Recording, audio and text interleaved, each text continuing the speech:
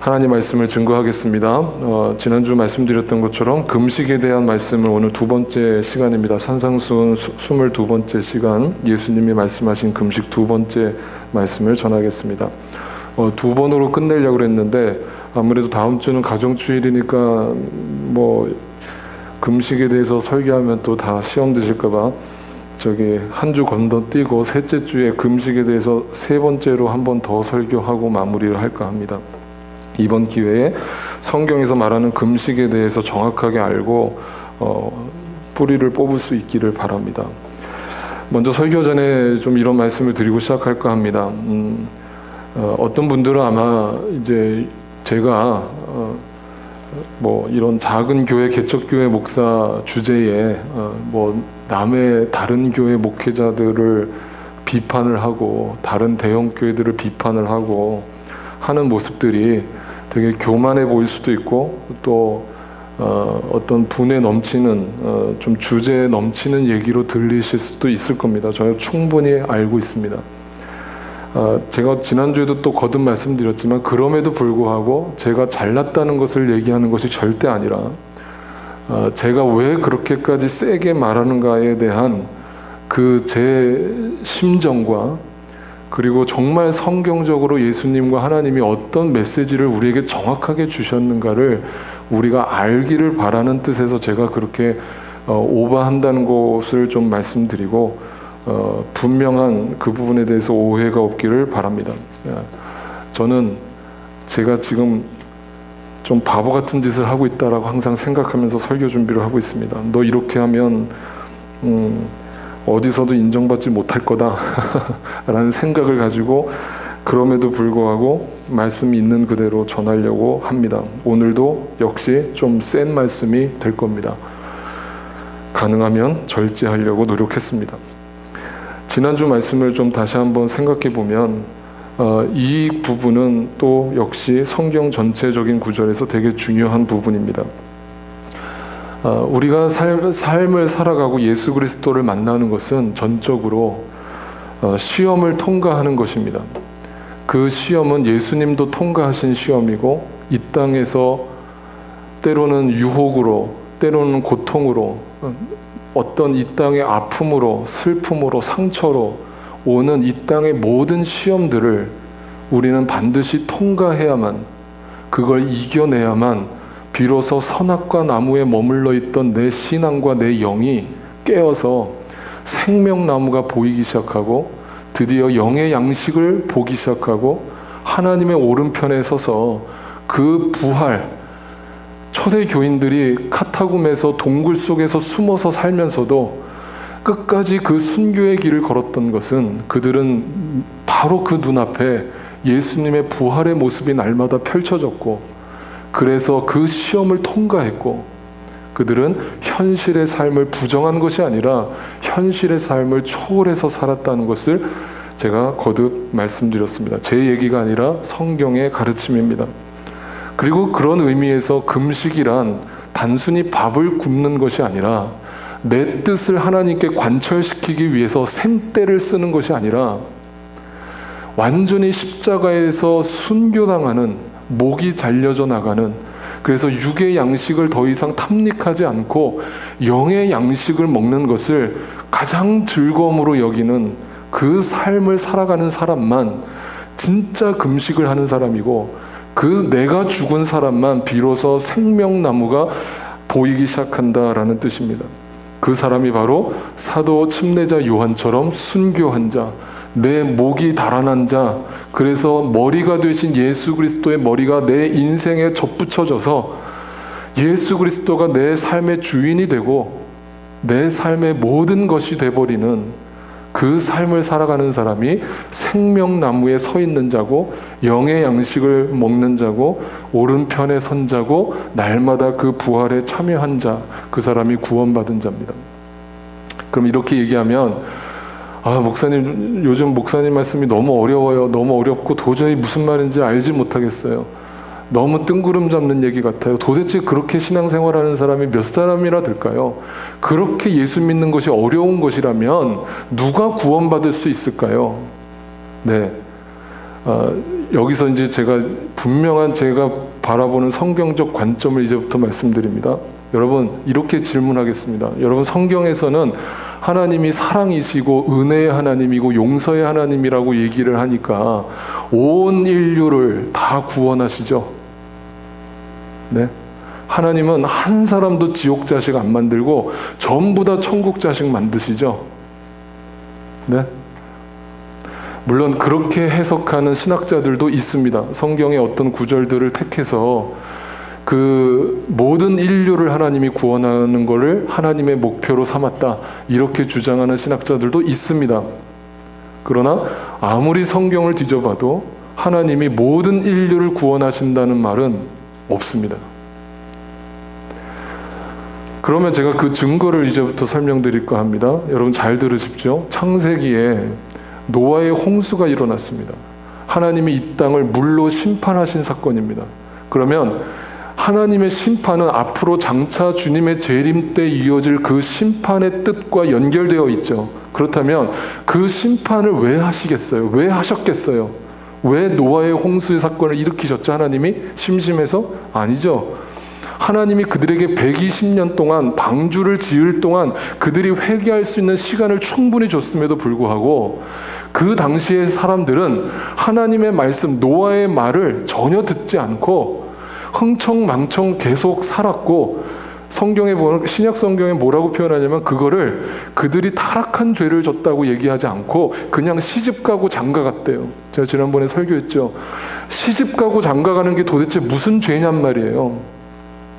그 말은 무슨 말이냐면 그들은 영의 양식에는 관심 없고 노아 할아버지가 미쳐가지고 방주를 짓든 말든 관심 없고 그냥 자기들은 시집가고 장가가는 일상적인 삶을 살더라. 네. 그것이 심판이라고요. 네. 그러면 그 노아의 홍수에서, 여러분, 노아 홍수에서 몇 명이 구원받은 겁니까? 네. 하나님이 120년 동안 집행유예를 주고 기다렸는데 몇 명이 구원받았습니까? 네. 동물들 빼고, 동물들은 옵션이고, 네. 사람만, 노아 가족 8명입니다. 그게 전부입니다. 당시에 온 인류에서 구원받은 사람이 8명밖에 없었습니다. 그럼 이 숫자에 중요한 건 아닙니다. 그만큼 소수였다는 거예요. 두 번째, 여러분 창세기에 보면 또 소돔과 고모라가 나옵니다. 그죠? 소돔과 고모라가 어떤 곳이었습니까? 우리가 흔히 맨하탄을 소돔과 고모라라고 비유하기도 하는데 그 정도의 타락을 넘어서 하나님이 보실 때는 완전히 타락한 인간들의 죄가 관영했던 도시예요. 그런데 아브라함이 그곳에 조카 롯이 살고 있는 것을 알고 그 땅을 향해서 하나님 앞에 중보하죠. 뭐라고 중보합니까? 하나님, 그 땅을 왜 심판하려고 하십니까? 하나님 은혜의 하나님이시라면서요. 용서의 하나님이시라면서요. 왜 그 땅을 심판하십니까? 의인 50명만 있어도 저 땅을 살려주십시오. 그랬더니 하나님이, 야, 내가 그렇게 하겠다. 정말 의인 50명, 하나님 뜻에 맞는 정말 믿음이 가지고 있는 50명만 있어도 내가 살려주겠다. 그런데 없었습니다. 그러니까 5명 빼서 그러면 45명은요. 45명만 있어도 내가 살려주겠다. 그러면 30명은요. 30명만 있어도 내가 살려주겠다. 그러면 20명은요. 20명만 있어도 내가 심판하지 않겠다. 하나님, 그럼 10명은요. 의인 10명도 없어서 소돔과 고모라는 심판을 받았습니다. 그러면 이건 구약의 이야기라고요. 그러면 신약으로 넘어오죠. 신약의 예수 그리스도께서 말씀이 육신이 돼서 이 땅에 오셨습니다. 그래서 하나님의 생명의 양식을 보여주셨어요. 그래서 기적을 베풀기도 하시고 직접 예수님이 설교를 하시기도 하시고 명확하게 하나님의 지혜를, 하나님의 지식을 알려주었는데도 사람들의 반응은 십자가에 못 박아버려. 우리가 기대하던 메시아가 아니야. 우리가 기대하던 메시아는 우리의 배를 불려주게 해주는 지도자지, 저 예수는 가짜야. 저 예수를 십자가에 못 박아 죽여 라면서 모든 백성들이 예수님을 십자가에 못 박으라고 아우성을 쳤습니다. 심지어 누구마저도요? 누구마저도요. 예수님의 12제자마저도요. 온 인류를 구원하신다면서요. 하나님이 모든 인류를 위해서 이 땅을 구원하길 원하신다면서요. 성경 어디를 뒤져봐도 모든 인류가 구원받은 증거는 한 군데도 안 나타납니다. 그런데 여러분, 그렇게 신앙생활하고 그렇게 교회 생활하면 다 구원받는 줄 알죠? 아닙니다. 그러면 목사님, 그거는 그냥 일시적인 거겠죠. 예수님이 재림하시면 분명 예수님은 다 사랑으로 용서하실 거예요. 자, 그러면 이렇게 성경은 얘기합니다. 예수님이 재림하실 때 예수님의 직접 말씀하셨습니다. 과연 내가 다시 올 때에 그 종말의 시점에 내가 이 세상에서 믿는 자들을 찾아볼 수 있겠느냐? 믿는 자들이 한 명도 없다는 뜻은 아니겠지만 예수님은 굉장히 비관적으로, 부정적으로 우리를 내다보셨습니다. 과연 정말 하나님이 기뻐하시는 그 의인을 내가 10명이라도 찾을 수 있다면 나는 이 땅을 심판할 마음이 없다. 그러면 이렇게 생각하죠. 아니, 그러면 하나님도 심판의 하나님이시라면, 그렇게 마음이 좁으신 하나님이라면 더 이상 하나님을 용서의 하나님이 은혜의 하나님이라고 부르면 안 되겠네요. 하나님도 다 그냥 자루 재듯이 조금만 잘못하면 다 심판하시는 그런 분이시네요. 하나님을 또 비난합니다. 성경은 이렇게 얘기합니다. 이사야 59장 1절 2절입니다. 같이 한번 읽습니다. 시작. 주님의 손이 짧아서 구원하지 못하시는 것도 아니고 주님의 귀가 어두워서 듣지 못하시는 것도 아니다. 오직 너희 죄악이 너희와 너희 하나님 사이를 갈라놓았고 너희의 죄 때문에 주님께서 너희에게서 얼굴을 돌리셔서 너희의 말을 듣지 않으실 뿐이다. 하나님이 왜 심판하시냐고요? 하나님의 손이 짧아서, 하나님이 능력이 없어서 우리를 구원하지 않음이 아니라 집을 나가버렸는데 어떻게 하라고요? 아니, 부모가 자식한테 사랑을 베풀고 싶어도 자식이 가출을 해버렸는데 어떻게 사랑을 베푸냐고요? 부모의 탓인가요? 가출한 자식의 탓인가요? 제가 분명히 얘기합니다.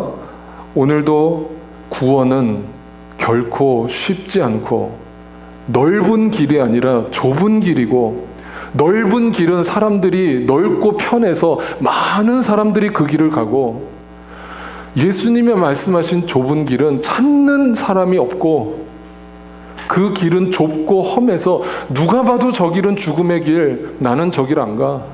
내가 미쳤다고 저 길을 가. 이 땅에서 사는 것도 힘들어 죽겠는데 무슨 십자가야, 무슨 하나님 나라야. 나는 절대 저 길 안 가. 못 가.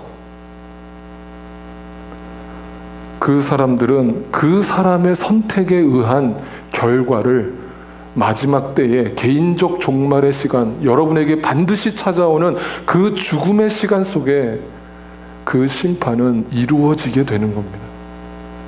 이것이 성경이 일관적으로 우리에게 말하는 핵심적인 말씀입니다. 그렇다면 오늘 산상수훈에서 예수님 말씀하신 그 금식, 그거를 정확하게 구약에서 이사야 선지자를 통해서 하나님이 주셨던 말씀임을 기억하고 다시 한번 살펴보기 원합니다. 이사야 58장에 보면 당시 이스라엘 백성들에게 이사야 선지자에게 하나님이 주신 말씀입니다. 다 같이 또 한 목소리로 읽어봅니다. 시작. 목소리를 크게 내어 힘껏 외쳐라. 주저하지 말아라. 너의 목소리를 나팔소리처럼 높여서 나의 백성에게 그들의 허물을 알리고 야곱의 집에 그들의 죄를 알려라.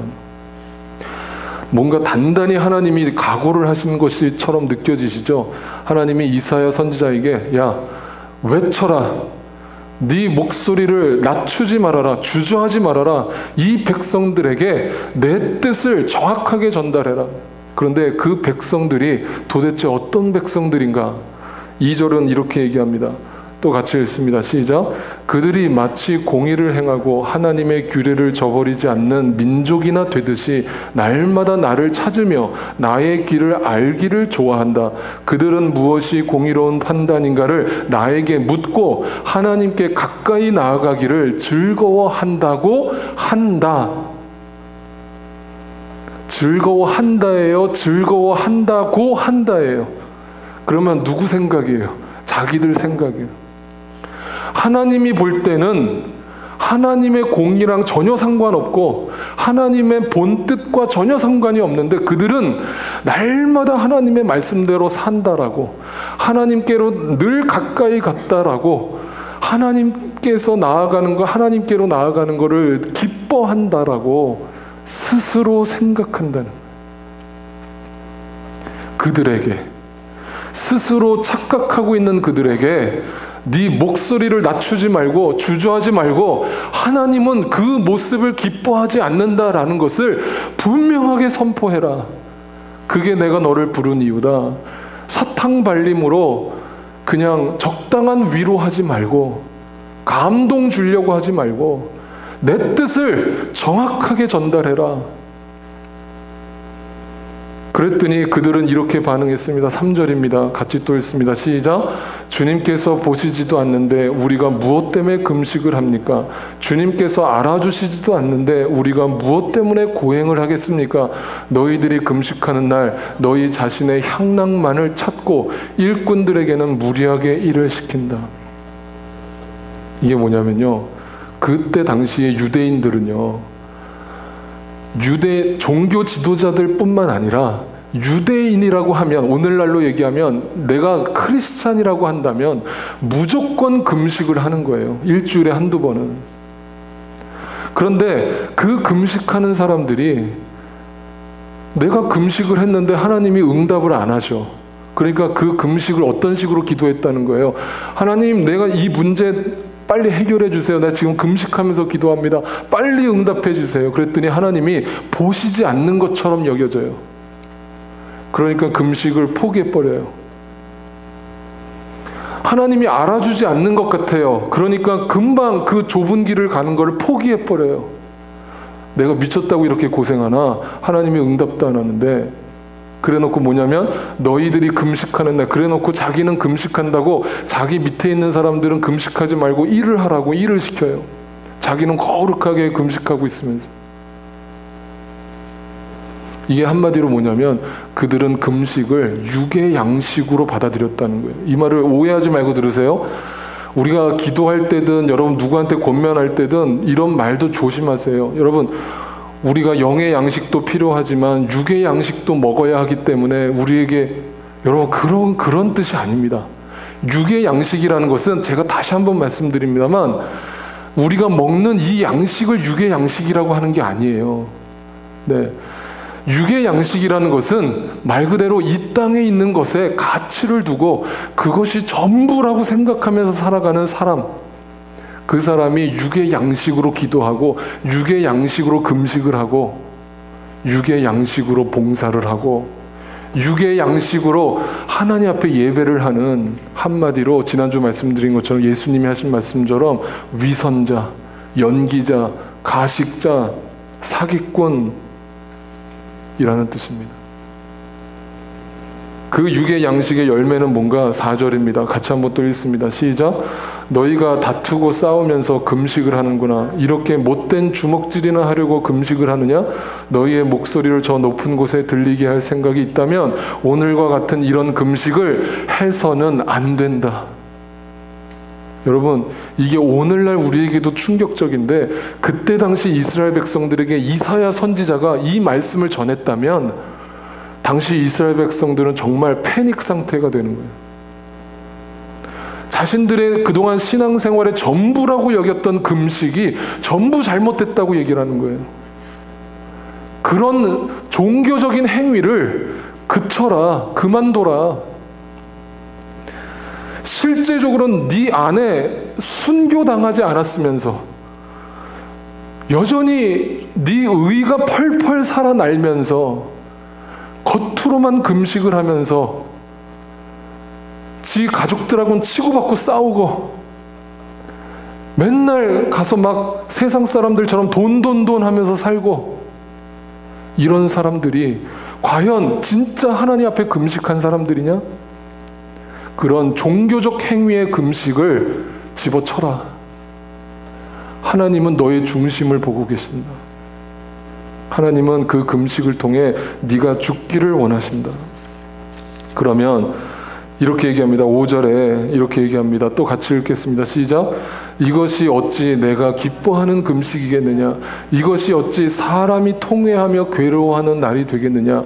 머리를 갈대처럼 숙이고 굵은 배와 재를 깔고 앉는다고 해서 어찌 이것을 금식이라고 하겠으며 주님께서 너희를 기쁘게 반기실 날이라고 할 수 있겠느냐? 잘 보세요. 이게 뭐냐면, 그들은 금식이라는 것이 자기가 죽는 것이라는 것을 지식적으로는 알고 있었어요.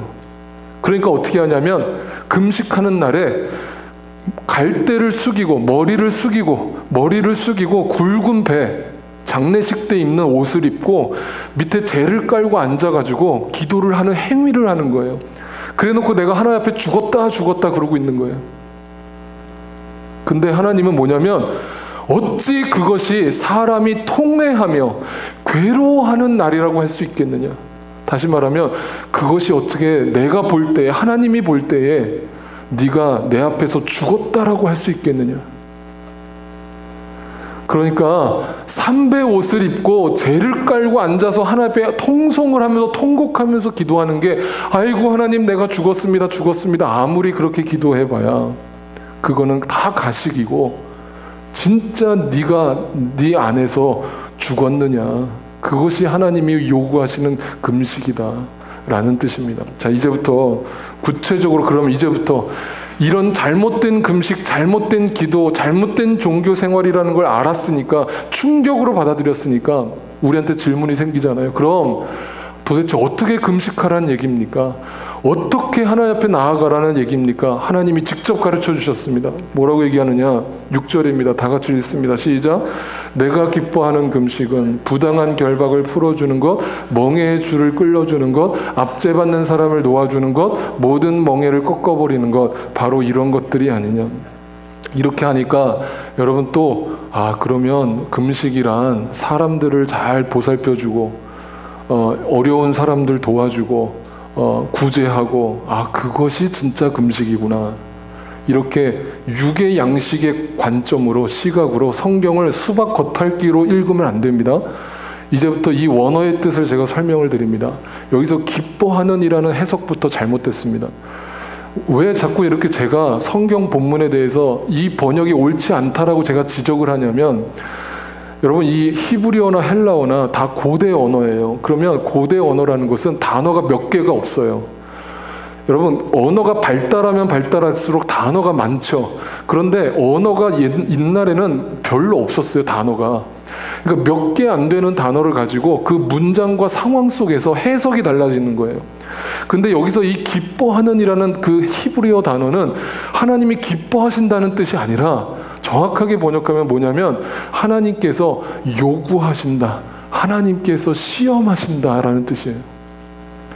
하나님께서 진짜로 너희에게 요구하는, 하나님께서 너희에게 테스트하시는 금식의 의미가 뭔가? 그렇다면 이 금식이라는 말은 또 뭔가 그냥 밥을 굶는 것이 아니라 원어적으로 보면 입을 덮어 씌웠다는 뜻이에요.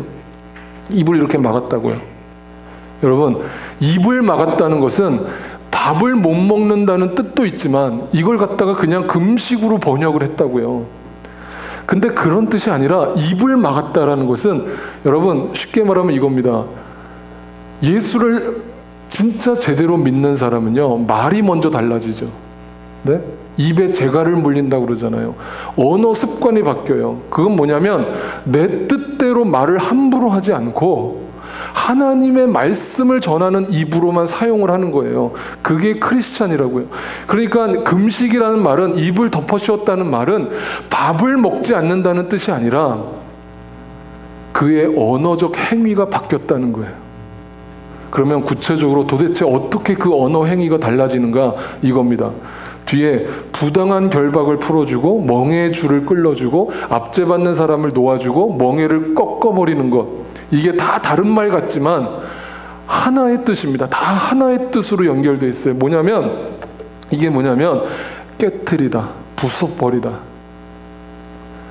하나님이 금식을 선포하시는데, 그걸 요구하시는데, 그걸 우리에게 시험하시는데, 그 금식은 입을 덮어 씌우는 건데, 그 입을 덮어 씌운 자는 어떻게 반응하냐면 내 육신의 모든 삶을, 결박, 고통, 이걸 다 비유적으로 표현한 거예요. 멍해, 압제, 이런 이 땅의 모든 육의 것들을 깨트려 버리고 부셔버린다는 거예요. 하나님 앞에서, 하나님의 말씀으로, 하나님의 십자가로 내 의를 완전히 부셔뜨리는 사람, 그 사람이 함부로 말을 하겠어요? 네? 그 사람이 입이 거칠겠어요? 네? 예수 믿고도 쌍욕을 밥 먹듯이 하겠어요? 있을 수가 없는 일이죠. 네. 자기가 완전히 주님 앞에서 깨트려진 자, 부셔뜨림을 받은 자를 얘기하는 거예요. 그럼 7절에 더 정확하게 이렇게 얘기합니다. 또 같이 읽습니다. 시작. 또한 굶주린 사람에게 너의 먹거리를 나누어 주는 것, 떠도는 불쌍한 사람을 집에 맞아들이는 것이 아니겠느냐?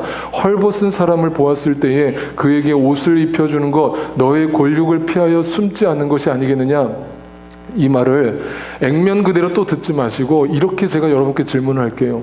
지금 하나님이 금식에 대해서 얘기하고 있잖아요. 그런데 금식에 대해서 얘기하는데 금식이랑 그냥 액면 그대로 봤을 때, 예? 남에게 먹을 것을 나눠주는 거랑 또 골육을 피한다는 게 뭐예요? 여러분, 골육, 우리 이전 번역에는 이거를 친척이라고 번역을 했어요. 가족을 피해서 숨는다? 아니, 지금 금식에 대해서 얘기를 하는데 가족을 피해서 숨지 않는다? 이게 도대체 무슨 말이에요? 완전 뜬금없죠. 그러니까 이게 번역이 잘못됐다는 거예요. 그러니까 이거를 정확하게 번역하면 무슨 말이냐면, 굶주린 사람에게 먹을 것을 나눠준다는 말은 정확하게 번역하면 영의 양식을 나눠준다는 거예요. 왜? 내가 금식하면서 앞에서 얘기한 것처럼 내가 깨트려졌으니까, 내가 부셔졌으니까, 내가 그 영의 양식을 받아 먹었으니까 이제는 그 영의 양식을 영적으로 굶주려 있는 사람에게 나눠준다고요. 네, 구제한다는 뜻이 아니라 영적인 양식을 전해준다고요. 그리고 떠도는 불쌍한 사람에게 집을 맞아들이는 것이 아니겠느냐?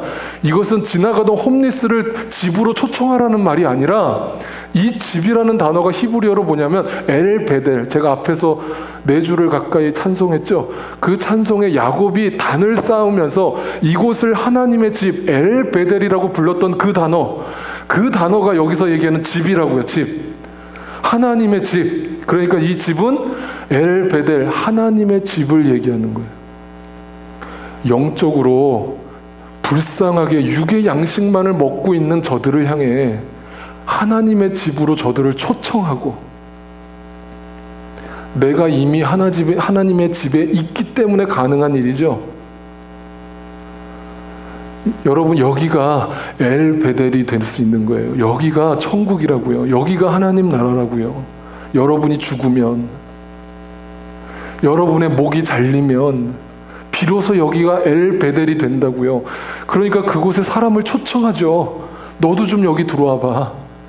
너도 좀 이 집에 들어와 봐. 아까 강미선 집사님 찬양한 것처럼 우산이 되어서 이 세상의 모든 아픔과 고통의 비를 주님이 막아주시니까 그 집으로 너도 들어와 라고 초청하는 거예요. 이게 말로 되겠어요? 삶으로 보여주겠죠. 그 다음에 3번째는 뭐예요? 헐벗은 사람을 보았을 때 그에게 옷을 입혀준대요. 그러니까 지나가다가, 그러면 금식하는 사람은 지나가다가 홈리스 오면 옷 벗어가지고 성경 절대 그렇게 문자적으로 보지 마세요. 여러분, 이 옷이라는 단어가요, 창세기에 나오는 단어예요. 창세기 아담과 하와가 죄를 졌죠. 그리고 나서 하나님 앞에 범죄해서 저주를 받죠. 그런데 하나님이 어떻게 하세요? 그들을 내쫓기 전에 뭘 하세요? 그들이 발가벗었기 때문에 그들이 부끄러워하는 걸 보시고는 최초의 사냥, 하나님이 누구를 잡았어요? 네, 가축을 잡았어요. 그래서 그 가축의 가죽을 벗겨서 가죽 옷을 만들어서 아담과 하와를 입히죠. 그 가죽 옷이 바로 예수 그리스도의 옷, 네, 희생제사. 인간은 도저히 인간의 지식으로는 그 구원에 이를 수 없지만 하나님이 예수 그리스도를 희생시켜서 그 옷을 우리에게 입혀주시는 거예요. 그러니까 여러분이 정말 구원의 확신이 있는 사람은 여러분이 다 예수 그리스도의 옷을 입은 자들이에요. 아멘. 그 입은 자들이 어떻게 하겠어? 나만 입고 끝나겠어요? 아, 나 채색 옷 입었다 요셉처럼 막 자랑만 하겠어요? 아니죠. 그 옷을 영적으로 굶주려 있는 자들에게 입혀주겠죠. 야, 너도 이 옷 좀 입어봐. 마지막, 아까 그러니까 그 옷이 그리스도 가죽옷이라고요. 마지막, 골육이라는 건 뭐냐면 아까 얘기한 것처럼 친척으로 번역해야 될 것이 아니라 이것이 신약 성경에 오면 정확하게 사도 바울이 반복해서 쓰고 있는 중요한 단어인데 그게 뭐냐면 혈육. 네, 그게 뭐예요? 이 영적 전쟁은 혈과 육에 대한 것이 아니요. 네, 그 얘기 여러분 귀가 따갑게 들으셨잖아요. 사도 바울의 전한 말이잖아요. 이 세상 주관자, 혈과 육이라는 것은 사탄을 상징하는 거예요. 그 혈과 육을 피해서 더 이상 숨지 않는데요. 이 땅을 살아가는데 이제 사탄 마귀가 두렵지가 않고, 왜? 예수 그리스도가 내 삶의 머리가 되셨으니까. 아멘. 예수 그리스도가 내 삶의 머리가 되셨는데 이미 우리에게 승리가 주어졌다고요. 할렐루야. 그 승리가 주어진 사람이 사탄 마귀가 두렵겠어요? 제가 항상 얘기하잖아요. 아마겟돈, 요한계시록에 나오는 마지막 전쟁은 하나님 선과 악이 대등하게 싸워서 하나님이 겨우겨우 이기는 싸움이 아니라, 성경에서 말하는 사탄은 하나님이 부리는 종이라고요. 욥기에 보면 사탄이 욥을 시험할 때 하나님 앞에 나와서 허락받잖아요. 하나님, 저 욥이 하나님이 축복을 주시니까 잘 믿는 것 같아요. 내가 쟤한테 고통을 줘볼게요. 그래도 잘 믿는지 저한테 허락해 주세요. 하나님이 그래 허락한다. 하나님이 부리는 종, 그게 사탄이라고요. 그런데 창세기에 보면 여자야, 너는 그 여자의 후손을 통해, 예수 그리스도를 통해 너는 그의 발꿈치를 상하게 할 것이지만 예수 그리스도 여자의 후손은 너의 머리를 상하게 할 것이다. 여러분, 머리를 상하게 하는 것이 더 치명적이에요? 발꿈치를 상하게 하는 것이 더 치명적이에요? 머리죠. 여러분, 머리를 상하게 했다는 말의 뜻은 뭘까요? 그럼 예수님이 십자가에 달려 죽으실 때 사탄은 머리가 박살이 났다는 거예요. 아멘 안 하시네. 그냥 이것 보세요. 우리가 얼마나 그냥 맨날 저기 공포와 두려움을 주는 설교만 듣는 거예요. 그렇지 않다고요. 예수 그리스도를 믿는 안에 예수님 뭐라고 하셨어요? 너희는 두려워하지 마라. 내가 이미 세상을 이겼노라. 나는 이 혈과 육과 세상 주관자를 다 머리를 깨부셨노라. 그래서 내가 부활함으로 너희에게 이미 영생을 주었노라. 그런데 왜 그걸 피해서 숨어? 왜 자꾸 이 땅에 주는 고통이 두렵대? 왜 사탄이 주는 고통, 잠깐의 그 유혹을 이겨내지 못하고 그것이 전부인 것처럼 자꾸 숨어? 금식한 자야, 영의 양식을 먹은 자야, 그리스도의 옷을 입은 자야, 하나님의 집에 거하는 자야, 그 세상 주관자를 더 이상 두려워하지 말아라. 피하지 말아라. 담대하게 예수 그리스도의 이름으로 나아가서 싸워 이겨라. 그래서 사탄은요, 우는 사자라니까요. 우는 사자. 제가 성경 공부할 때 말씀드렸어요. 여러분, 우는 사자라는 비유가 뭐예요? 사자는 맹수잖아요. 사자가 마음만 먹으면 사냥감을 내일름 가서 잡아먹으면 되잖아요. 그런데 왜 사탄을 우는 사자라고 했을까요? 그 운다는 말이 뭐예요? 사자가 엉엉 울고 있다는 뜻이 아니잖아요. 운다는 게 으르렁거린다고요. 으르렁. 네? 아니, 사탄이 먹잇감이 바로 앞에 있는데 으르렁거리고만 있는 사자가 사자예요? 네? 으르렁거리고만 있으면 안 되고 낼름 가서 잡아먹어야죠. 그런데 사탄은 우리 믿는 자들을 함부로 잡아먹을 수 없다고요. 그러니까 우리 주변에 맴돌면서 계속 으르렁거리고만 있는 거예요. 여러분, 이 능력, 이 권세를 여러분이 정말 아냐고요? 아시냐고요? 그걸 믿냐고요? 그래서 우리에게 담대함이 있는 거예요. 승리가 우리에게 이미 주어진 거예요. 그러니까요, 그 결과를 이렇게 얘기합니다. 8절 9절을 같이 읽습니다. 시작. 그리하면 내 빛이 새벽 햇살처럼 비칠 것이며 내 상처가 빨리 나을 것이다. 내 의를 드러내실 분이 내 앞에 가실 것이며 주님의 영광이 내 뒤에서 호위하실 것이다. 그때에 내가 주님을 부르면 주님께서 응답하실 것이다. 네가 부르짖을 때에 주님께서 내가 여기 있다 하고 대답하실 것이다. 언제 응답하신다고요? 내가 진짜 금식에 참여하고 내가 진짜 그리스도 안에서 죽고 그럴 때 내 안에 빛이 비춰진대. 그게 저 바깥에 태양빛을 얘기하는 게 아니에요. 창세기 때 첫째 날 창조하셨던 그 빛은 눈에 보이는 가시적인 빛이 아니라 말씀, 빛이 곧 말씀이잖아요. 그래서 그 말씀이 카오스, 혼돈에 빠져있던 무질서한 이 세상에 빛을 비춰주셨다는 것은 질서를 주셨다고요. 비로소 내 안에 그 빛이 비춰지는데, 금식을 하고 났더니, 내가 죽었더니 내 안에 하나님의 말씀의 빛이 환하게 비춰지는데 그 가운데 주님의 영광이 보여요. 이건 더 제가 어떻게 부연 설명 못하겠어요. 그냥 그거예요. 영광이 보여요. 주님과 늘 친밀한 대화가 오고 가요. 주님과 늘 함께 동행하는 게 느껴져요. 그게 금식한 자라고요. 그랬더니 결론이 이렇게 납니다. 11절 마지막 같이 읽습니다. 시작. 주님께서 너를 늘 인도하시고 메마른 곳에서도 너의 영혼을 충족시켜 주시며 너의 뼈마디에 원기를 주실 것이다. 너는 마치 물된 동산처럼 되고 물이 끊어지지 않는 샘처럼 될 것이다. 이 구절만 딱 떼가지고 우리가 그동안 얼마나 축복의 메시지로 들었어요. 할렐루야. 주님 여러분의 삶을 물된 동산같이 축복해 주시기를 원합니다. 이 앞의 내용이 어떤 내용인가를 전혀 이해하지 못한 사람이 느닷없이 물된 동산이라고요. 그거 다 가짜입니다. 가짜입니다. 여기 뭐냐면 뼈마디에 원기를 주신다니까. 어떤 분들은 주여 내가 지금 저기 골다공증에 걸려가지고 지금 팔다리가 쑤셔 죽겠는데 나에게 그 복을 주십시오. 아닙니다. 아닙니다. 여러분, 내 삶의 모든 고통이 이제 사라지고요. 어떤 일이 벌어지냐면 물된 동산. 여러분, 동산이라고 표현된 성경은요, 창세기에 에덴 동산하고 연결됩니다. 에덴 동산이 실질적 지형이라고 했습니까? 아니라고 했습니까? 아니라고 했어요. 에덴 동산은 하나님이 그들과 함께 하시는 곳이 에덴 동산이에요. 그러면 물된 동산이라는 말은 물을 댔대요. 에덴 동산에서 여러분 4개의 강이 흘러나왔다는 거 여러분 보셨죠? 거기 뭐가 흘러나와요? 비손강, 기혼강, hitdegel강, 유브라데스강, 그 4개의 강이 에덴 동산에서 흘러나왔다고요.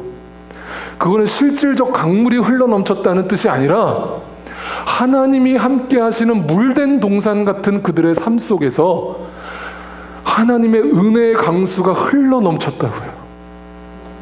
그러니까 뭐라고 표현했어요? 물이 끊어지지 않는 샘. 그게 바로 사마리아 여인에게 얘기하셨던 영원히 목마르지 않는 샘.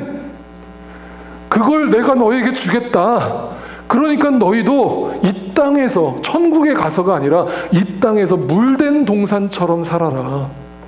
내가 너에게 먼저 베풀어준 그 은혜를 그 에덴 동산에서 4개 강이 흘러넘쳤던 것처럼 온 세계를 향해 온 이웃과 열방 가운데 그 끊어지지 않는 생수의 강을 흘러넘치게 하라. 그게 바로 금식한 자의 열매라고요. 여러분, 신앙생활하면서 이거 경험해보고 신앙생활 하셔야죠. 네? 그게 진짜 의인이고 그것이 바로 노아의 홍수 때 구원받은 노아의 가족이고 소돔과 고모라에서 하나님이 그토록 애타게 찾으셨던 의인 10명의 삶이라고요.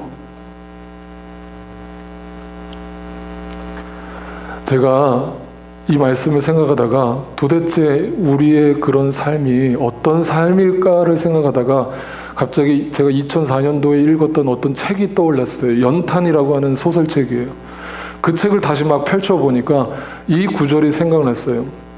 여러분, 연탄, 지금도 뭐 한국에도 연탄을 떼는 가정들이 많은데 이 연탄의 그 책에는 이 연탄을 이렇게 설명을 했더라고요. 한 장의 연탄으로 저리 곡곡을 내리던 대설과 저리 얼어붙었던 수도의 결빙을 견뎌본 인간이라면 누구나 알 수 있을 것이다. 뭘 아느냐? 우리는 누구나 한 장의 연탄이라는 것을, 그 온기를 지금 당신은 누군가에게 전하고 있는가? 연탄처럼. 그런데 연탄이 온 세상을 다 따뜻하게 하는 것 같지만 결국 따뜻하게 할 수 있는 건 그 바운더리밖에 없고 그 주변밖에 없고, 그래서 언젠간 시간이 지나면 그 활활 타오르던 연탄도 다 연탄재가 되어버립니다. 그러면 크리스찬의 라이프란 무엇인가? 유명한 이런 예화가 있습니다. 연탄재 함부로 발로 차지 마라. 너는 누군가에게 한 번이라도 뜨거운 사람이었느냐? 너는 과연 누군가에게 이 땅에 활활 타올라서 그 은혜의 강수를 누구한테 흘려보낸 적이 있느냐? 주님은 우리에게 마지막 심판 자리에서 똑같이 물으실 겁니다. 연탄재, 그게 모든 크리스찬들의 이 땅에서 우리가 살아가야 될 결말이고 결론입니다. 여러분, 이 금식에 우리 모두가 참여하고 우리가 다 물된 동산 같고 샘이 끊어지지 않는 샘과 같은 삶을, 연탄과 같은 삶을 살아가시게 되기를 주님의 이름으로 축복합니다.